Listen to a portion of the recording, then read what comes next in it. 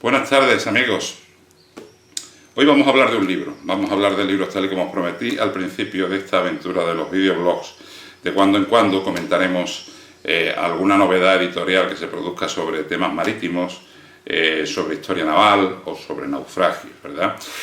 En esta ocasión vamos a comentar un libro que acaba de salir a la venta, que a mí me ha gustado muchísimo y que creo que a todos vosotros os podría también gustar muchísimo.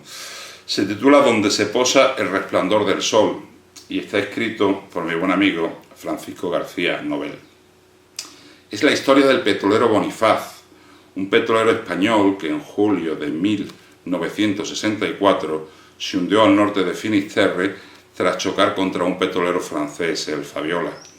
Perdieron la vida 5 marinos españoles en el naufragio y otros 20 desaparecieron para siempre. Y digo que desaparecieron porque, y esto Paco lo hace muy bien en el libro porque lo comenta varias veces, en el mar, cuando se produce la desaparición de alguien, a los que investigamos estos temas y también a muchos marinos nos gusta pensar que de alguna forma siguen navegando en algún rincón recóndito de nuestro corazón o de nuestra memoria, ¿verdad? El Bonifaz es un accidente que a mí personalmente siempre me ha puesto los pelos de punta. ¿Recordáis aquella frase de la película Titanic? Al final de la película lo dice la anciana Rose de Witbucater, en la cual comenta que de los 700 supervivientes del naufragio quedaron esperando una absolución que nunca llegaría. Bien, pues este libro, Donde se posa el resplandor del sol, es la absolución para los supervivientes del naufragio del Bonifaz, especialmente si tenemos en cuenta que el capitán y algunos de los oficiales sobrevivieron al naufragio.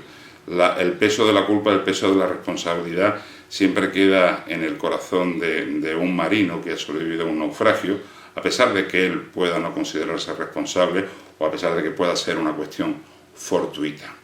Os cuento rápidamente la historia del Bonifaz. El Bonifaz, como he dicho, era un petrolero español que aquel 3 de julio de 1964 navegaba al norte de Finisterre con un rumbo aproximadamente sur, en realidad era suroeste.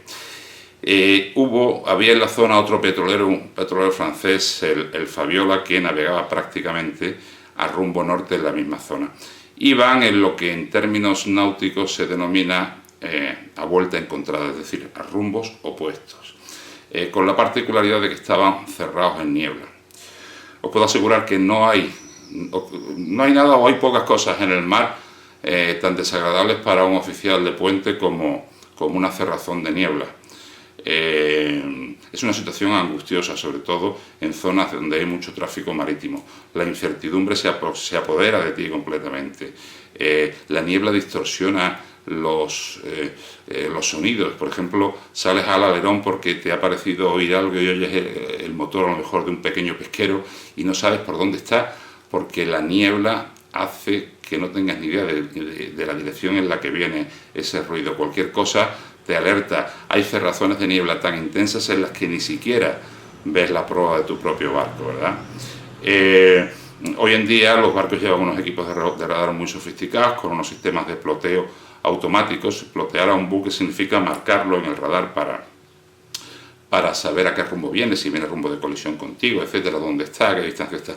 Y en aquella época, en el año 1964, los sistemas de radar eran mucho más rudimentarios que hoy en día. Había que marcar el eco del barco en la pantalla del radar, había que marcarlo sobre esa pantalla con un lápiz graso y hacer una serie de cálculos de composiciones vectoriales para ver la velocidad relativa de aproximación de ambos buques, para ver a qué rumbo venía ese barco, a qué distancia iba a pasar de ti, en fin, era un proceso bastante más complejo y más inexacto que el que se hace hoy en día, además muy farragoso de hacer, sobre todo en un puente de noche, con la angustia de que tienes otro barco cerca.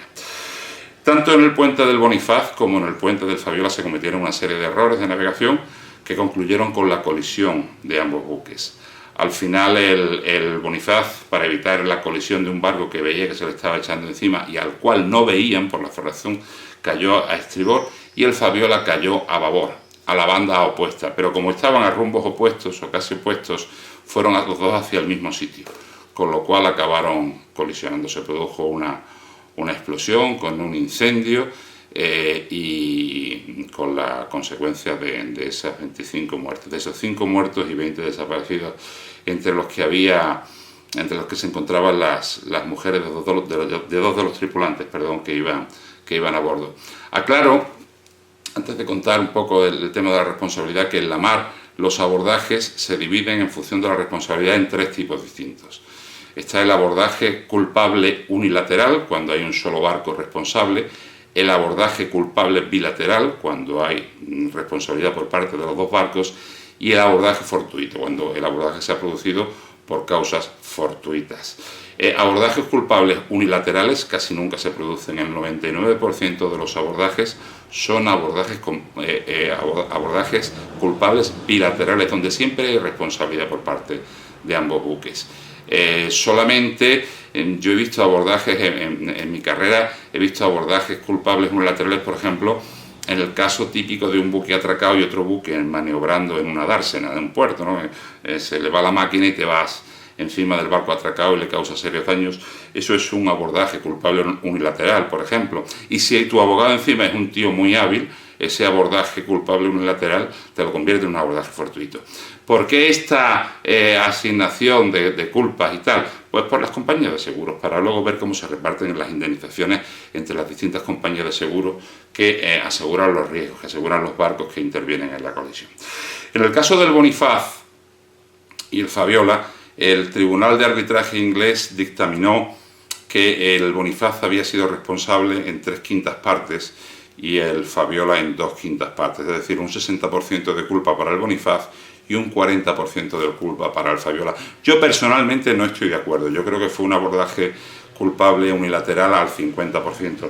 Se cometieron errores de navegación en ambos puentes y los barcos iban a velocidad excesiva, hubo una aproximación excesiva, no hubo cambios de rumbo claros hasta el último momento, en fin, una serie de circunstancias que llevaron a dictaminar este porcentaje, este reparto de culpas.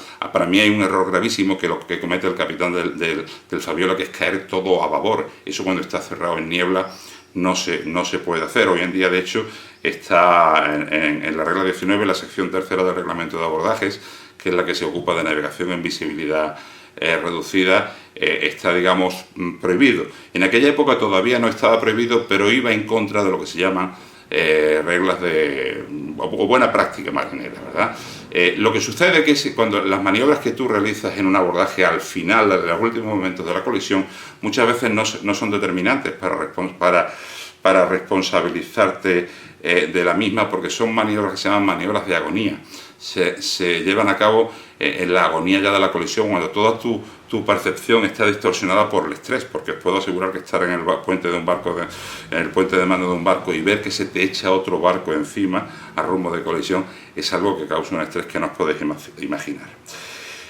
En todo caso, eso es una opinión mía, yo creo que fue un abordaje culpable bilateral al 50%, bien, la Corte inglesa dictaminó que un 60-40%, eso no quiere decir que los marinos que se vieron involucrados en el mismo fuesen unos malos marinos, fue una cuestión que nos puede pasar a cualquiera, es una cuestión de mala suerte y todos podemos cometer errores puesto que somos seres humanos.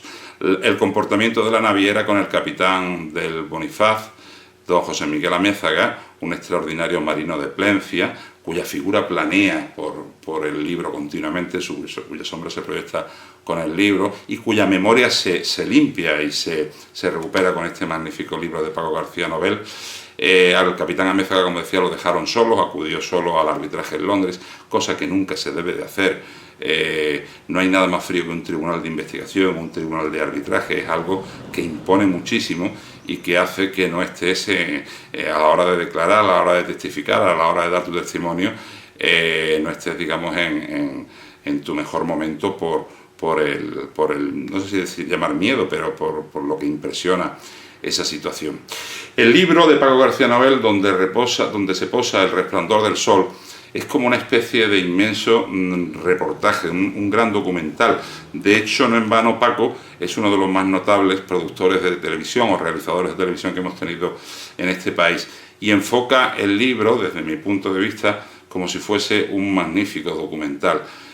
un documental que recupera la memoria, que recupera la historia humana.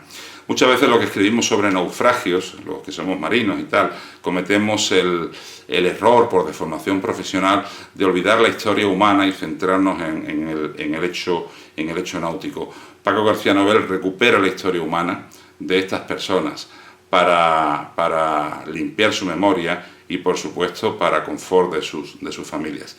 Es un libro que a mí me ha parecido simplemente estupendo, muy fácil de leer. Yo he leído muy rápido, la parte que relata la colisión es espeluznante, los momentos previos y posteriores a la colisión son espeluznantes, emocionante el comportamiento de don José Miguel de Amézaga, del capitán, del radio y de un marinero del timonel, que se quedan en el barco prácticamente cuando el agua ya les llegaba a la cintura. Donde se posa el resplandor del sol, Francisco García Nobel, editorial Círculo Rojo. Lo podéis encontrar en cualquier buena librería, lo pueden pedir y os recomiendo su lectura. Harían falta muchos más libros de este tipo en España para que se recupere nuestra historia marítima y para que se recupere la memoria de tantos miles de marinos españoles que han perdido la vida en el mar a lo largo de los siglos. Y nada más, hasta el próximo videoblog, en el que creo que os voy a hablar del corazón del mar, la historia del ballenero Essex, la historia en la que se basó Herman Melville para escribir Moby Dick, la aventura del mar en estado puro, un tema que me encanta y me apasiona. Abrazos marineros a todos.